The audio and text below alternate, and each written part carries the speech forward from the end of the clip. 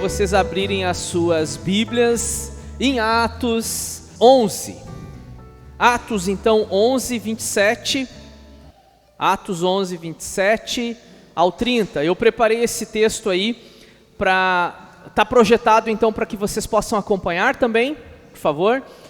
Acompanhem comigo a leitura de Atos 11. Nós vamos finalizar hoje o capítulo 11, né? Os últimos 4 versículos aqui que encerram, então, o capítulo de número 11, que nos diz assim a palavra do Senhor: naqueles dias alguns profetas desceram de Jerusalém para Antioquia. Um deles, Ágabo, levantou-se e pelo Espírito predisse que uma grande fome sobreviria a todo o mundo romano, o que aconteceu durante o reinado de Cláudio. Os discípulos, cada um segundo as suas possibilidades, decidiram providenciar ajuda para os irmãos que viviam na Judéia, e o fizeram enviando suas ofertas aos presbíteros pelas mãos de Barnabé e Saulo. Esse aqui é o texto, um texto que eu inclusive compartilhei com a Bruna a minha dificuldade, porque a gente já fica um pouco preocupado, né, quando... o ideal é quando o visitante ele vem sem avisar, esse é o ideal, porque senão isso de certa forma ele até interfere na pregação, porque aí eu leio esse texto, que é o texto programado para esse domingo, seguindo a sequência de trecho por trecho, né? Nós paramos na última mensagem no verso 26, é lógico então que continue-se a partir do 27. Aí eu fico pensando, meu Deus, como que eu vou trazer uma mensagem que conecte com uma família que não pertence à igreja, que não está no evangelho, especialmente a uma senhora que nunca entrou numa igreja evangélica. E aí o texto que eu leio, ele diz assim: um profeta chamado Ágabo, ele predisse pelo Espírito Santo que haveria uma grande fome em toda aquela região, e aí os irmãos se mobilizaram, levantaram uma oferta e mandaram essa oferta pelas mãos de Barnabé e de Saulo aos irmãos da Judéia, né? Ponto. E agora, Jesus, o que eu faço, né, com uma passagem dessas?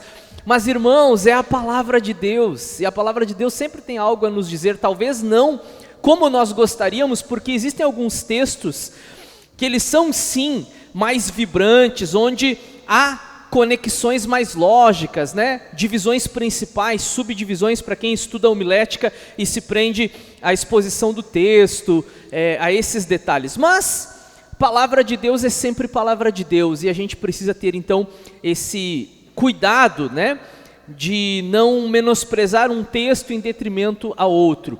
Eu havia comentado quando nós fizemos aquela série toda no Evangelho de Lucas, foram 5 anos, um pouco mais de 5 anos, todo domingo pregando uma porção de Lucas. E aí, teve momentos que eu olhei para alguns textos e eu disse para mim mesmo: se eu não tivesse feito no mês de abril, não me lembro agora exatamente o dia, mas foi abril de 2016, se eu não tivesse feito o comprometimento diante da igreja, dizendo: irmãos, está aqui Lucas 1, verso 1, e eu vou até o capítulo 24. Se eu não tivesse feito esse comprometimento com a igreja, possivelmente eu teria pulado alguns textos. Eu ia olhar para alguns assim e ia dizer: puxa, esse texto é difícil demais, vai dar muito trabalho, então eu não vou pregar esse texto. E eu lembro que na época, está aqui o João, que acompanhou uma boa parte da série, talvez toda, não sei, o João, o Cássio, o Michael, né, que está aqui desde o início, eles me provocavam, porque quando eles liam o texto, eles já olhavam qual seria a próxima história, o próximo episódio da vida de Jesus, o milagre, enfim, e eles me provocavam e diziam assim: quero ver o que tu vai falar aqui. Eu quero só ver quando chegar nesse ponto aqui o que tu vai falar. E eu realmente não sabia o que dizer, mas Deus sempre, através da sua graça, né, bondade, dava entendimento para poder ministrar a palavra de Deus. E não é diferente hoje então com esse texto, que aparentemente é apenas um relato. Aparentemente é só um registro, aparentemente Lucas está apenas contando algo que aconteceu na igreja primitiva. Jerusalém, agora Antioquia. Vocês ouviram na minha última pregação aqui a respeito de um avivamento que acontece na cidade de Antioquia, Antioquia da Síria.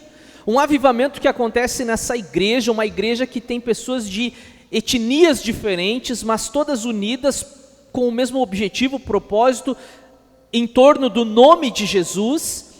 Mas essa igreja, segundo Barnabé, precisava de ensino bíblico, instrução. E aí Barnabé vai até Tarso e traz Saulo consigo, e eles ficam 1 ano e tanto na igreja ensinando, uma igreja que valorizou então o ensino da palavra de Deus. O texto então o tema que nós vamos abordar hoje, em Atos 11 de 27 a 30, o Deus comunicável e seus meios de falar-nos. É o nosso Deus, o Deus da Bíblia, que se comunica e tem as suas maneiras de se comunicar, de falar aos nossos corações. Vamos a essa rápida introdução, e nessa rápida introdução nós lemos o seguinte: após experimentar um avivamento e crescimento consolidado no ensino da palavra, a igreja em Antioquia recebe uma notícia vinda de Deus de que haverá um tempo difícil. A igreja precisa se posicionar. Vejam que notícias boas, notícias ruins, e ambas fazem parte da nossa vida. A igreja, ela recebeu uma notícia boa. Primeiro, a igreja de Jerusalém recebe uma notícia boa, porque a igreja de Jerusalém, ela manda Barnabé até Antioquia para ver o que está acontecendo. E Barnabé faz um relato e apresenta um relato para a igreja de Jerusalém, e com certeza a igreja de Jerusalém se alegra com o que está acontecendo em Antioquia. Mas na sequência, talvez 1 ano e meio depois, 2 anos, também vem uma notícia ruim. E a nossa vida ela é assim. Nós somos marcados por notícias boas, notícias ruins. Nós temos conquistas, mas nós temos derrotas também. Essa ideia de que você nasceu para vencer, ela não é uma ideia bíblica, a não ser que esse vencer esteja se referindo à eternidade, com Cristo. Aí sim, lá nós seremos vencedores de tudo. Mas aqui nós temos os nossos dramas, sofremos, recebemos notícias ruins, perdemos pessoas, temos problemas financeiros, saúde, relacionamento e tantas outras coisas. Isso faz parte da nossa vida. E eu estava, um pouco antenado, porque a Bruna estava escutando uma pregação agora de tarde, e eu estava ali fazendo as minhas coisas, mas pelo volume da televisão eu consegui captar algumas coisas que o pregador falava. O Tim Keller, muitos de nós conhecem ele como escritor, Tem algumas pregações também dubladas ou legendadas com tradução simultânea que dá para acompanhar. Para quem não domina o inglês, como no meu caso, E uma das coisas que ele falava era o seguinte: todo mundo vai sofrer. Isso faz parte da vida humana. O sofrimento vem para todos. A grande questão é como que você lida com o sofrimento. Qual é a lição que você tira? Porque ele diz assim: ou você se endurece com o sofrimento e coloca a culpa em Deus, porque você está sofrendo, e é o que muitas pessoas dizem, se Deus existe, por que tem sofrimento? Então eles se voltam contra Deus. Ou a pessoa, naquele momento de sofrimento, ela percebe que ela não é nada longe de Deus, que ela é vulnerável, que ela é suscetível. Então como que você lida? O sofrimento ele é pedagógico. O C.S. Lewis dizia que o sofrimento ele é o megafone de Deus, falando a uma geração de pessoas que são surdas, porque muitas vezes nós só conseguimos ouvir Deus falar através de uma situação difícil. E eu fecho então esse parêntese aqui. Nós vamos falar sobre revelação e comunicação de Deus, vontade e permissão divina, coerência e atitude. E já vamos então diretamente para a primeira divisão, que é os profetas de hoje. Um tema polêmico, hein? Um tema polêmico que inclusive eu quero aproveitar esse momento e fazer um convite para vocês. Nós estamos agora entrando no capítulo de número 12, Fabrício? da primeira carta aos Coríntios. Fabrício iniciou agora sexta-feira e na próxima eu termino a lição de número 1 da revista volume 2, né, que já começou aí. E esse é o ponto onde abordaremos os dons espirituais. Quantos dons a Bíblia apresenta? Quais são eles? Eles valem para nós hoje? Todos? Sim? Não? Né? Então, muitas perguntas que existem em torno disso, muitas dúvidas que as pessoas têm em relação aos dons espirituais, nós estamos abordando aqui na sexta-feira. Então, você é convidado a estar aqui tirando suas dúvidas, aprendendo, crescendo, amadurecendo no ensino da palavra. Profetas hoje, eles existem, irmãos? Pensem um pouquinho. Eu lembro de um episódio que alguém telefonou e a pessoa do outro lado atendeu e perguntou quem fala. E aí a pessoa no outro lado da linha se identificou aqui, quem fala é o profeta fulano de tal. Não é pouca coisa, hein? Aqui é o profeta fulano de tal. Você, pastor, isso aí é coisa de iniciante. Nós aqui é profeta, né? É outro nível. Então, vamos pensar, existem profetas hoje, mas, né? Mais correto. Se nós analisarmos o texto que nós lemos, no contexto da igreja do Novo Testamento, tem um profeta no meio da igreja. Alguns profetas, diz o texto. E inclusive, vejam como nós temos textos que trazem assim, não vou dizer confusão, porque a palavra de Deus ela não traz confusão, mas devido à nossa dificuldade de interpretação, trazem muitas vezes essa dificuldade realmente de entendermos o que o texto está dizendo. Esses profetas que haviam na igreja primitiva não eram apenas homens. Um detalhe curioso, né? Tinha mulheres também. As filhas de Filipe, vocês lembram daquele Filipe que eu preguei alguns domingos aqui? As filhas de Filipe, diz o texto que eram 4 donzelas que profetizavam. Olha só. Paulo fala sobre profetizar em 1 Coríntios e tantos outros textos que falam sobre profetas, profecias, profetizar. E aí a gente tem que analisar e fazer essa pergunta com bastante seriedade e temor. Se existe esse ministério, ele é idêntico ao ministério profético do Antigo Testamento? É uma pergunta.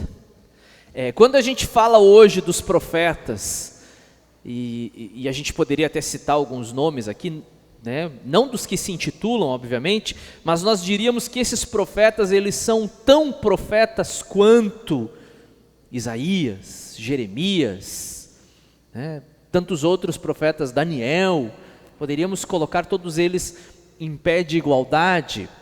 Vocês já se fizeram essas perguntas? Talvez sim, talvez não, mas a gente precisa refletir sobre esses pontos. Eu não sou, definitivamente não sou assim uma autoridade no assunto, não tenho a última palavra nisso, não posso dizer é isso aqui e ponto final. Eu sou um eterno aprendiz, eu estou estudando ainda teologia, Bíblia, Palavra de Deus, e tanto hermenêutica, interpretação e tantos outros assuntos e matérias. Mas, na minha compreensão, quando nós nos referirmos a essa ideia de profeta no Novo Testamento, ela não é igual e no mesmo sentido. Eu não vou nem olhar para o Eliezer agora, eu vou virar aqui, né, porque se eu fico olhando para ele, dependendo da cara que ele fizer, eu já me constranjo e não consigo concluir a minha frase.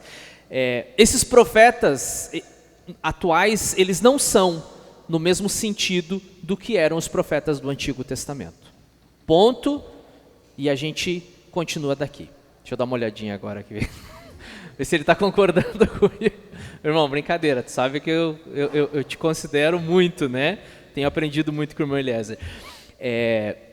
Os profetas do Antigo Testamento, eles apontavam para a chegada do Messias, né? E João Batista é o último. João Batista é o último nessa classe de pessoas que anunciavam a chegada do Messias, né? João Batista, ele foi o menor deles, né? Mas ao mesmo tempo ele teve também o privilégio de ver a sua profecia se cumprindo logo em seguida. Olha que coisa interessante, né? Os profetas do Novo Testamento, se assim nós os pudermos chamar, eles profetizam no sentido de alertar o povo, denunciar o pecado, aquilo que está errado, expor a palavra de Deus. Então, existem muitos textos do Novo Testamento que, essa semana, a última agora também, eu estava discutindo em sala de aula com os alunos, existem muitos textos do Novo Testamento que a gente fica se perguntando, mas aqui, está se falando em profecia, nesse sentido que a gente muitas vezes imagina, né? Deus está colocando uma mensagem na minha mente e eu estou transmitindo essa mensagem para a igreja, ou é a profecia da pregação da palavra de Deus? Que em alguns momentos do Novo Testamento, eu não consigo identificar todos, mas em alguns momentos, quando se fala em profecia, está se falando da própria pregação em si. Porque uma vez que a palavra de Deus ela é aberta, exposta, anunciada e ensinada, Deus está falando com a igreja, é uma profecia também, né?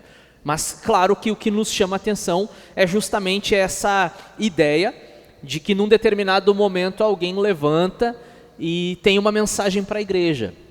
E eu vou compartilhar com vocês uma dificuldade pessoal, que eu já conversei com alguns colegas também. Muito se ouve, né, algumas pessoas trazerem uma mensagem para a igreja em primeira pessoa. Assim diz o Senhor. E eu não estou dizendo que eu duvido, mas eu estou compartilhando com vocês uma dificuldade que eu tenho. Eu acho pouco provável, em primeira pessoa, porque eu não vejo, por exemplo, nenhum exemplo no Novo Testamento. Vocês podem me corrigir se eu estiver errado. A gente não tem um exemplo no Novo Testamento de alguém que disse assim, assim diz o Senhor. Nem mesmo o Ágabo, que profetizou pelo menos 2 vezes que a gente tem registro. Essa aqui, que o texto diz assim, que ele dava a entender pelo Espírito Santo. Vocês entendem o que é isso? É alguém chegar e começar a falar alguma coisa para a igreja, começar a trazer um esclarecimento sobre algo, e a igreja ter o discernimento e dizer assim, isso aí é Deus falando. Isso aí não é a opinião do irmão, isso aí é Deus falando. Então o texto diz assim, que ele dava a entender pelo Espírito Santo que haveria uma fome. Ele estava prevendo algo que aconteceria futuramente.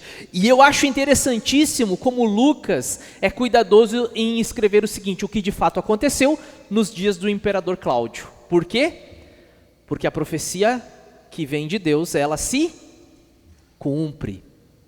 E aí a gente sabe que tem muita coisa por aí sendo dita, dizendo que foi Deus quem mandou dizer, Deus me falou, Deus mandou eu dizer que isso, que aquilo, e que no fundo não se cumpre, né? Quantas pessoas, e eu particularmente, eu tenho que até cuidar para eu não pecar com isso, porque nós temos casos, inclusive dentro da nossa família, de pessoas enfermas que chegou alguém e disse assim, Deus manda dizer que ele não vai morrer, Deus manda dizer que ele não vai morrer, e ele morreu. Vocês conseguem lidar com isso? Pessoas que vêm em nome de Deus e dizem, olha, Deus mandou dizer que essa enfermidade aí é para testemunho da glória de Deus e ele não vai morrer, e a pessoa morreu. Quantos e quantos casos eu conheço de pessoas que vieram, Deus manda dizer que ele vai dar vitória, Deus manda dizer que isso, manda dizer que aquilo, e no fundo não aconteceu aquilo. Será, irmãos, que haverá um juízo para essas pessoas que falam em nome de Deus e que dizem Deus está mandando dizer isso e aquilo, e na verdade era coisa da cabeça da pessoa? Uma coisa é dizer assim, olha, eu desejo muito que ele seja curado e eu vou orar por isso. E eu gostaria que ele fosse curado, e eu estou na presença de Deus, como a gente faz aqui semanalmente pelos irmãos que estão enfermos, né? Eu estou intercedendo, estou orando, agora Deus é quem decide, e eu não posso dizer Deus vai curar, porque se eu digo, então, e Deus não cura, eu acabo sendo mentiroso, né? E essas pessoas, na minha opinião, elas precisam ser desmascaradas. Se elas dizem, olha, Deus mandou dizer. E sabe qual que é o argumento? Eu acho fantástico o argumento. Mas tu disse que Deus ia curar e não curou. Não, você não teve fé. Irmãos, isso é um abuso espiritual. É você brincar com o sentimento das pessoas e usar o nome de Deus para fazer isso. Que Deus nos guarde que não sejamos nós a fazer e que Deus esteja dando entendimento para o seu povo. O seu povo precisa de entendimento. O povo de Deus precisa ter entendimento para saber, Se Deus quiser curar, Ele cura. Se Deus quiser levar, Ele leva. Se Deus quiser fazer, como aquele cântico que às vezes cantamos, Se Ele fizer ou se Ele não fizer, Ele continua sendo Deus. Os profetas do Antigo Testamento, eles eram marcados pelo assim diz o Senhor. Vocês sabem qual é a marca dos profetas da Nova Aliança? Não é mais o assim diz o Senhor. É como a gente encontra no Novo Testamento, assim, uma enxurrada de vezes. Está escrito. Então aqui há uma diferença. Assim diz o Senhor, está escrito. Sim, existiram muitas questões que na igreja primitiva precisaram ter as profecias também, pelo fato de que o Novo Testamento ainda estava em formação. Eles não tinham o Novo Testamento como nós temos, E eu não estou dizendo com isso também que Deus não possa falar. Deus pode usar você para falar, só que a gente fica lidando muitas vezes, eu aprendi isso em um seminário, em um simpósio que eu participei, a gente fica achando que Deus ele só faz aquilo que é extraordinário. E sim, Deus faz coisas extraordinárias, mas Deus também faz coisas ordinárias. Não ordinário no sentido que talvez você esteja pensando, ordinário no sentido, dentro de uma ordem, não fora da ordem comum, dia a dia. E muitas vezes, irmãos, você vem para um culto e a palavra de Deus é aberta, o pastor fala alguma coisa que o pastor até não sabe por que está tocando naquele assunto, mas a pessoa que está passando por aquele problema, ela percebe, puxa, é para mim. Mas eu não contei para ninguém, como é que o pastor já está sabendo? Não, o pastor não está sabendo. Deus, através do Espírito Santo, acaba direcionando a pessoa, o irmão que está trazendo a palavra, a pessoa que está expondo o texto bíblico e acaba falando ao teu coração. Existem momentos que você vem ao culto e a gente está aqui ensaiando, com todas as nossas limitações. Você viu hoje a gente estava sem baterista, E eu estava pensando, puxa, o Rodrigo está aprendendo ainda a tocar, mas como faz falta, Para nós aqui faz falta, ele está no começo, aí a gente está dando uma chance para ele, mas faz falta para nós aqui, fica sem ritmo, fica sem o tempo certo, Aí a gente está aqui selecionando as músicas, de repente a gente coloca aqui, vamos colocar, a Bárbara deu a sugestão, vamos colocar essa aqui, Deus me ama. Talvez alguém saiu de casa pensando justamente assim, será que Deus me ama? Será que se Deus me ama, eu ouço dizer que Deus me ama, mas eu queria ter uma certeza de que Deus me ama. Aí você entra no culto aqui, a gente que não ouviu a sua reflexão, o seu pensamento, a gente não sabe o que você estava pensando, a gente escolheu essa música e você chega aqui e ouve, Deus me ama e o seu amor é incondicional. Puxa, é Deus falando ao teu coração, Aí vem o irmão aqui, que eu vi ali, o irmão estava lendo a Bíblia ali antes do culto, e eu disse, irmão Belkis, vem fazer uma leitura introdutória aqui, faz a abertura do culto, o irmão Belkis abre a Bíblia e diz assim, nada pode nos separar do amor de Deus. É Deus falando contigo. Às vezes vem um irmão e te dá um conselho, mas um conselho de amigo, sem esse misticismo de, Deus está me dizendo, agora eu quero te falar, que nenhum disse um dia no culto assim, eis que te digo meu genro, quer dizer meu servo, Nitidamente dá para ver que não tem Deus nesse negócio.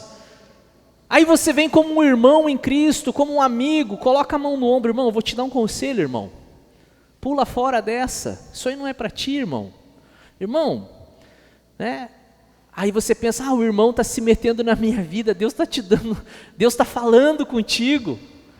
Deus está usando a música, Deus está usando o pastor, está usando a pregação, Deus está usando o conselho do amigo. Às vezes até situações que vão acontecendo e você diz assim, puxa, isso aqui está com cara de que não é direção de Deus. Então hoje as coisas funcionam de uma forma diferente, mas nós não excluímos a possibilidade de, em algum momento, irmãos, Deus usar qualquer um de nós. Olha, irmãos, Deus tem uma mensagem e eu quero entregar essa mensagem para a igreja. E nós não estamos fechados a isso, né? O único cuidado que nós queremos ter é que essa pessoa, diante de um santo temor, ela realmente venha falar em nome de Deus e não daquilo que ela pensa que deveria ser dito, né? Vamos um pouquinho mais adiante. Qual é o propósito da profecia? Porque a profecia ela tem um propósito, né? Eu fico vendo assim essas profecias que não têm propósito nenhum. Supostas profecias, pseudo-profecias, né? Deus está me revelando aqui, irmão. Esse ano você troca de carro. Aleluia. Né? Qual é o propósito disso? Deus quer que você troque de carro. Se endivide.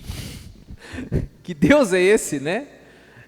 Quer que você faça aquisição de um bem que você não tem condições de comprar nesse momento. Olha, Deus mandou. E irmão, ó, é preta. Tração nas 4 rodas. Deus me revelou aqui direitinho, irmãos. Né? Câmbio automático. Né? E cada uma dessas informações a igreja vai à loucura, né? Tá, e daí, que diferença faz se você vem com uma Hilux ou com um Fiat Uno para o culto? O que isso muda na vida da gente? Qual é a diferença disso? Qual é o propósito disso? E a profecia da palavra de Deus, vinda de Deus, ela sempre tem um propósito para nós. Quando Deus fala conosco é com razão, não é para dar informações. Olha, Deus está me mostrando aqui o CPF das pessoas. Essa semana eu li uma ainda que eu preciso compartilhar, estava aguardando o momento certo, né? Diz que a pessoa que tem maior facilidade em decorar o CPF é a Rainha Elizabeth, né? 00000000001. É o primeiro da história, esse aí não tem erro. Eu vou deixar vocês rirem, depois a gente volta para a pregação aqui. Qual é o sentido dessas coisas, né? Revelar essas coisas para as pessoas. Agora, se a gente olhar para o texto bíblico, Deus estava mostrando para a igreja de Antioquia o quê? Vai vir um período de fome. Vocês lembram de uma história parecida na Bíblia? Deus falou com um sonho, através de um sonho com o faraó. O faraó não entendeu nada, não era temente a Deus, não conhecia esse Deus, mas José entendeu. Porque José estava em conexão com Deus, era homem de Deus, era fiel a Deus, e José disse para o faraó, olha, o sonho é esse, os sonhos, né, na verdade são um só, um único significado, e é isso aqui. Quem que poderia... E outra coisa, já vou avisar, é importante vocês guardarem, né, se prevenirem o período de fome, das vacas magras, como a gente costuma dizer, daí que vem a expressão vaca magra, né? E então o rei, quem é que poderia fazer isso, né? Quem que tem sabedoria o suficiente? Vai, José, toma conta desse negócio aí. Vejam, né? Deus falando, Deus se comunicando, mas com um propósito. Deus fala para a igreja de Antioquia, ó, vai vir um período de fome. O que a igreja de Antioquia faz? Se prepara, se previne, junta e abençoa a outra igreja, que é uma igreja empobrecida. Por razões aqui que a gente não precisa agora discutir, né? Alguns deles tinham vendido suas propriedades, saído do emprego, mas o fato é que estavam agora precisando. Havia um propósito nisso. Então Deus fala conosco, mas tem que ter propósito no que Deus está falando conosco. Não é que tem que ter, o fato é que é assim. Deus quer nos corrigir, Deus quer nos ensinar, Deus quer nos consolar, sempre há um propósito naquilo que Deus faz e fala conosco. E aí a gente vê a postura da igreja. Como é que a igreja recebe isso? Que na verdade eu já acabei falando, né? Como é que a igreja recebe? Como é que a igreja se posiciona? Olha, Deus está falando. E nós queremos ter essa convicção de que Deus está falando conosco. Deus fala com a sua igreja, irmãos. Ainda nos nossos dias Deus fala, porque essa é um dos atributos de Deus. Deus é um Deus comunicável. Você pode se comunicar com Ele, talvez não como algumas pessoas imaginem que seja possível, mas você se comunica com esse Deus que já se manifestou, que já se revelou através da sua palavra, que na pessoa do seu Filho, na imagem do seu Filho Jesus Cristo, há uma plenitude da revelação de Deus, né? E o capítulo 1 do Evangelho de João você encontra essas palavras, né, que Deus se revela através da pessoa e ministério de Jesus, como nos diz, eu vou ler aqui a partir do versículo 15 do capítulo 1 de João. João dá testemunho dele, ele exclama: este é aquele de quem eu falei, aquele que vem depois de mim é superior a mim, porque já existia antes de mim. Todos recebemos da sua plenitude graça sobre graça, pois a lei foi dada por intermédio de Moisés, a graça e a verdade vieram por intermédio de Jesus Cristo. Ninguém jamais viu a Deus, mas o Deus unigênito, que está junto do Pai, o tornou conhecido, né? Na pessoa de Cristo, Deus se revela, Deus se comunica, Deus fala, a palavra fala ao nosso coração, né? Nós continuamos dizendo: Deus fala, e nós queremos ouvir a voz de Deus, né? E essa deveria ser a nossa oração também, antes de virmos ao culto: Senhor, eu quero ouvir a Tua voz. E essa oração, ela é uma oração perigosa, porque nem sempre o que a gente ouve é aquilo que a gente gostaria de ouvir, né? Você diz: Deus, eu quero ouvir a Tua voz. Aí você vem no culto e Deus traz uma palavra, manda uma palavra de correção, né? De ensino, de despertamento, fala de pecado, fala de um monte de coisa que a gente às vezes está deixando de lado, né? Está deixando entrar na nossa vida. Aí eu digo: pô, Deus, eu falei que eu queria ouvir Tua voz, mas Deus falou, Deus falou, né? E como que nós nos posicionamos em relação àquilo que Deus falou?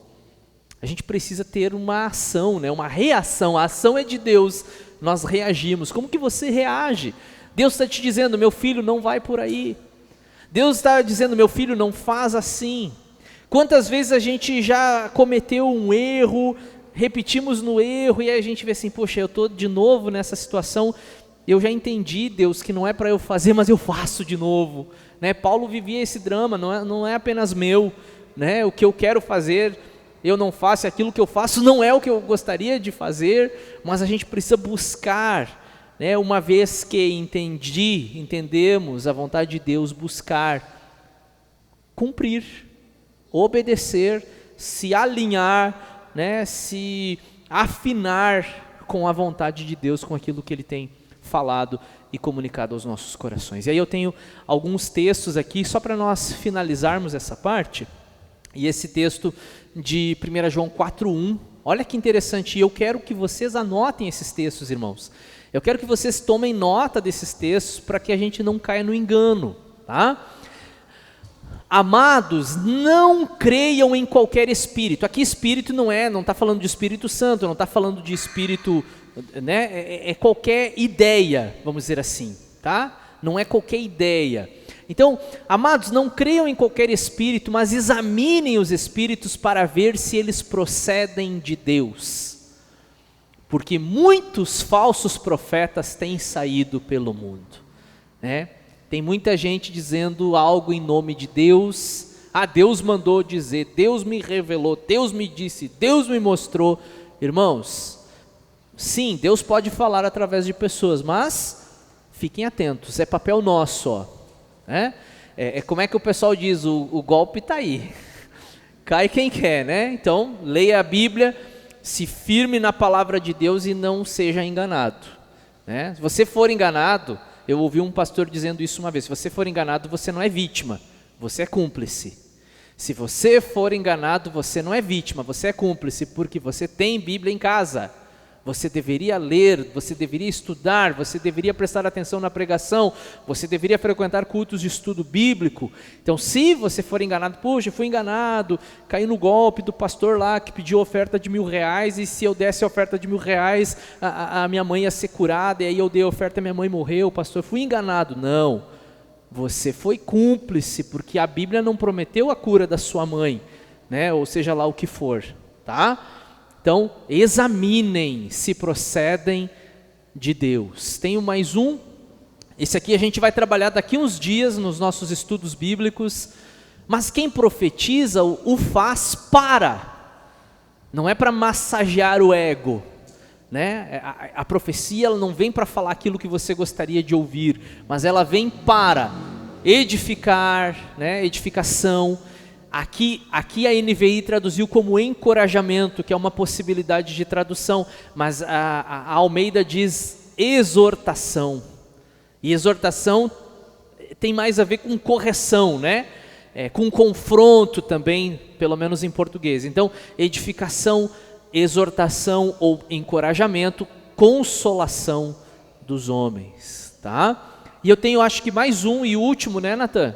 Isso, que também é em 1 Coríntios, só que agora no versículo 29 do capítulo 14, que é: tratando-se de profetas, falem 2 ou 3, e os outros julguem cuidadosamente o que foi dito. Né? Claro que a gente precisaria analisar o contexto da igreja de Corinto. Todo mundo tinha: irmãos, Deus falou comigo. Aí, imagina, irmãos, vamos pensar assim, né? Eu vou trazer uma ideia bem aleatória, assim. Vamos pensar que a igreja tivesse que adotar um campo missionário transcultural hoje, tá? Aí de repente alguém se levanta: irmãos, Deus está me falando que é a África. Deus está me mostrando que nós precisamos investir em missões na África. Aí as pessoas ficam: é a África. Aí de repente um outro levanta: irmãos, Deus acabou de me atualizar aqui, é a Europa.